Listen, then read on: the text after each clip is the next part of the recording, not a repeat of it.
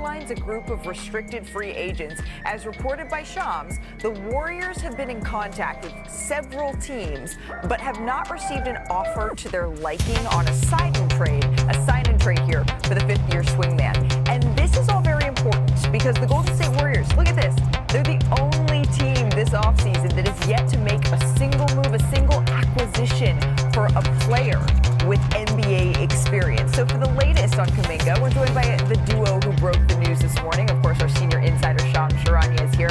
And for the very first time, we say hello to our new Warriors reporter, Anthony Slater. Anthony, welcome. We're really excited to have you here.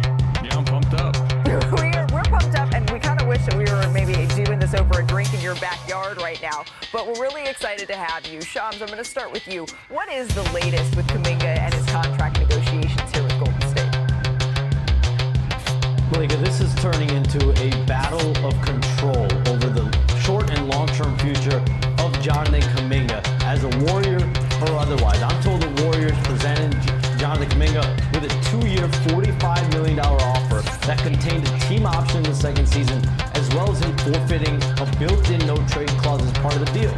So far, Jonathan Kuminga has declined all of the Warriors' offers. He has said no, and the theme for the Warriors right now is Jonathan Kuminga appears to want to control his destiny moving forward with two routes here. One being the qualifying offer that we see right there. He's saying he could bet on himself all day. That has an October 1 deadline, 1 year, $7.9 million. And if his mindset is about continuing to get power over his future and controlling his future, that would allow him to have a no trade clause next season. It would also give him access to unrestricted free agency in the summer of 2026. The other route for Jonathan Kuminga is sign and trades. The Phoenix Suns and Sacramento Kings have both had interest in him, have given him offers up to about 4 years, $90 million, have given him a player option as well, have also promised him a starting role, guaranteed minutes, and control over his future with that player option. But clearly, the Warriors, as of right now, have shunned all sign and trade offers. So right now, what we see is a stalemate between both sides. Is both sides at a crossroads for a player that clearly believes that he has not been given the full amount of opportunity in Golden State. Clearly, he has a high level of self-belief right now. Yeah, I mean, we saw that in that social media post. There's a lot of options here, is what I'm hearing, that's on the table for Jonathan Kuminga. So, Anthony, you've been around this team throughout Kuminga's entire tenure, his entire time with this roster. Do the Warriors, because I hear confidence coming from Kuminga, do the Warriors feel confident that they will eventually reach a deal here? Yeah, for sure. They've been pretty firm in the last few days saying, there's a reason why it's called restricted free agency and not unrestricted free agency. They kind of, hold the leverage on his future, and their preferred path clearly is the offer they put on the table. It's short term, it's tradable. That's how they pitched it to Kuminga even, because it's something they could maybe trade in January at full value. But they say regardless, their stance is that as of right now, they're shutting down sign and trade talks. They found nothing appealing there. And they believe he's going to be on the roster. Their stance is he will be on the roster to start next season. And if that's the qualifying offer, that's what it is. The concern there, the flip side of that, is the messiness of this. It's already, as y'all can attest, has become kind of a messy restricted free agency. Yeah. How about when this gets to training camp? How about when the veterans are around, looking around, saying, is this going to be a distraction in one of Steph Curry, Jimmy Butler, and Draymond Green's final contention seasons? I think that's where there's a potential, pivot point, breaking point in this. But as of now, as Shams mentioned, it's a stalemate, and it continues to be messy. But right now, the Warriors are saying they're shutting down those sign and trades talks. So if they are looking to re-engage for the Warriors here at some point, Shams, what would a potential sign and trade eventually look like? Because they're saying right now they expect him to be on the roster. Malika, the Warriors have been defiant. They want a good player. They also want an unprotected first-round pick, a good first-round pick. The Sacramento Kings, I'm told, have actually offered a first-round pick in those conversations. It's been a conditional first-round pick as well as a potential rotation player as well. But the Warriors have wanted the Sacramento Kings to give them an unprotected, fully first-round pick. The Suns, on the other hand, do not have a first-round pick to trade, so their deal would likely look at 1 or 2 rotation players and second-round draft compensation. The Warriors, though, do not want bad salary in return. They don't want players that they feel don't have the value moving forward that Jonathan Kuminga could have. So clearly, their asking price has not been met in these potential offers. There's still about a month and a half, 2 months left before Jonathan Kuminga has a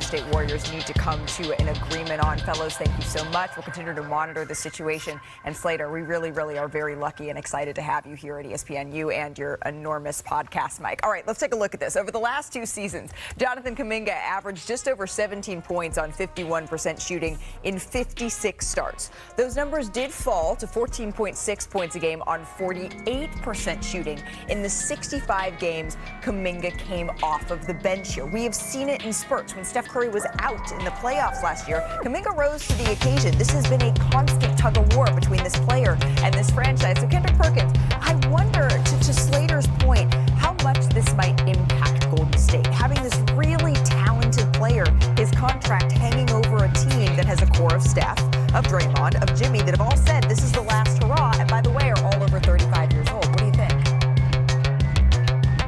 It's a bad look. It's a bad look on the Warriors, in my opinion, Malika. One, because, you know, I get it with the information that Jonathan Kuminga is saying he's going to bet on himself. But it's hard to walk into a locker room and bet on yourself when a coach has shown you time and time again that at any given time he could pull you out of the rotation. That's number one. Number two, why not let this man go be great, and why are you holding them hostage and from going to another team and assigning a trade if it's the Phoenix Suns or the Sacramento Kings that have up to $90 million on them? Yes, you want great value back for him, but while he's in your organization, you're not valuing him as if he's that type of player. And I'm looking at a Jonathan Kuminga who I believe his ceiling is very, very high.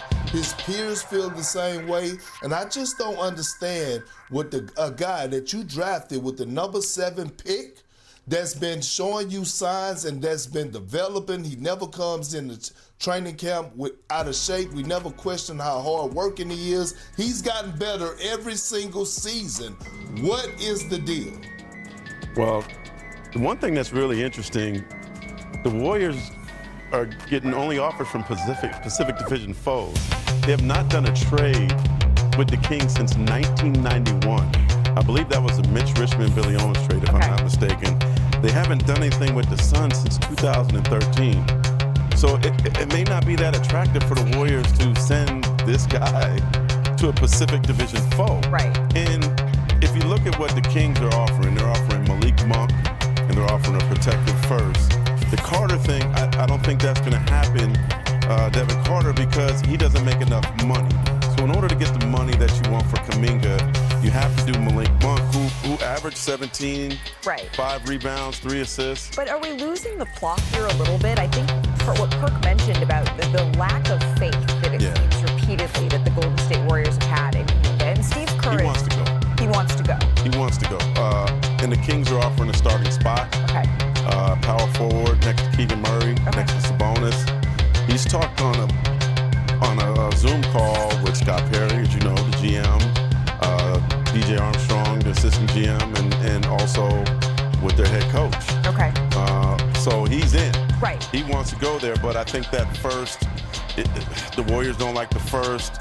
And then the Suns, I heard they're like offering Royce O'Neal in 4 seconds and Nick Richards. That's just not pretty enough. You are around this team as much as anybody, and you know how deeply sourced Anthony Slater is around Golden State, one of the very, very best. He's saying that the talks right now, they have stalled. And so realistically right now, right, we are looking at a team that has 9 players, right? 9 players on their active roster. Well, and I saw Gary Payton II 2 days ago. Yep.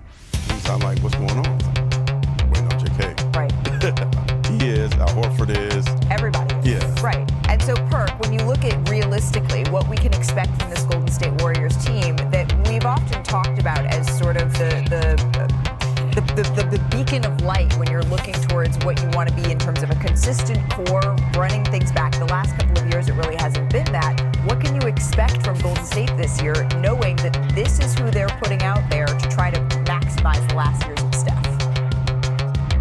Well, the way that this is trending, I'm not expecting greatness, right?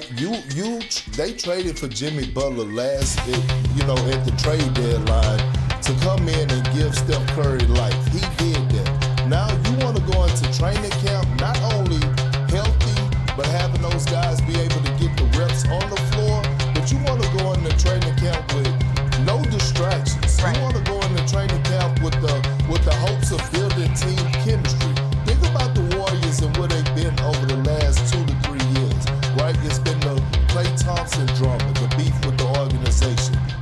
they'll finally come into the season without drama, where it's solely focused on basketball in that locker room, if they don't address this Jonathan Kuminga situation, then again, they're going to be entering another season with one of the greatest players to ever play the game of basketball with not that much time left, with drama, instead of focusing on basketball and hitting the ground running. And I think the Warriors have proven over the last couple of years that it's been really, the two timeline thing has been really hard for them to master. They haven't quite found a way to bring along young talent in a way that is fair and also reflective of the talent that they have in someone like Jonathan Kuminga. Before we hit the break, can we get to something fun, fellas?